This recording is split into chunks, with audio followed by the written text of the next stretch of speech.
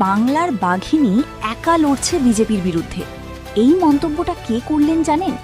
মহারাষ্ট্র থেকে উঠে এলো এক চমকপ্রদ সমর্থন, আর শুরু হয়ে গেল নতুন রাজনৈতিক সমীকরণ।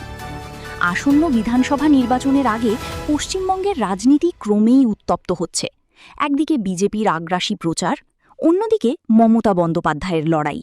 আর এই লড়াইয়ে এবার সমর্থন জানালেন অন্য রাজ্যের এক বড় নেতা। শিবসেনা প্রধান উদ্ধব ঠাকরে দাদরের এক অনুষ্ঠানে দাঁড়িয়ে সরাসরি প্রশংসা করলেন মমতা বন্দ্যোপাধ্যায়ের। তিনি বলেন, বাংলার বাঘিনী বিজেপির বিরুদ্ধে একা লড়াই করছেন এবং তাঁর জয়ী হওয়া উচিত। এই মন্তব্য শুধু প্রশংসা নয়, এটা কি বিরোধী জোটের নতুন ইঙ্গিত? ঠাকরে এখানেই থামেননি, তিনি বিজেপির বিরুদ্ধে একাধিক অভিযোগ তোলেন। মহারাষ্ট্রে আইন শৃঙ্খলার অবনতি, মাদক চক্রের বিস্তার, তথাকথিত ধর্মগুরুদের প্রভাব। তিনি প্রশ্ন তোলেন, নিজের রাজ্যে সমস্যা সামলাতে না পেরে অন্য রাজ্যে প্রচারে যাওয়া কি ঠিক?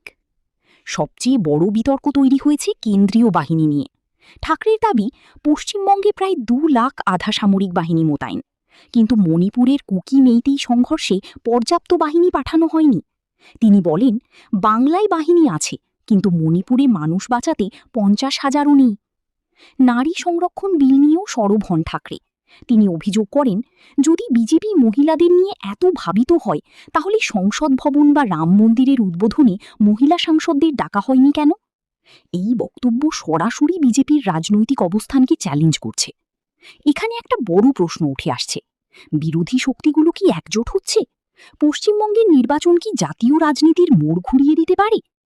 আপনাদের কি মনে হয়, উদ্ধব ঠাকরের এই মন্তব্য কি শুধুই সমর্থন, নাকি বড় রাজনৈতিক ইঙ্গিত? কমেন্টে জানান। ভিডিওটি ভালো লাগলে লাইক, শেয়ার আর চ্যানেলটি সাবস্ক্রাইব করতে ভুলবেন না।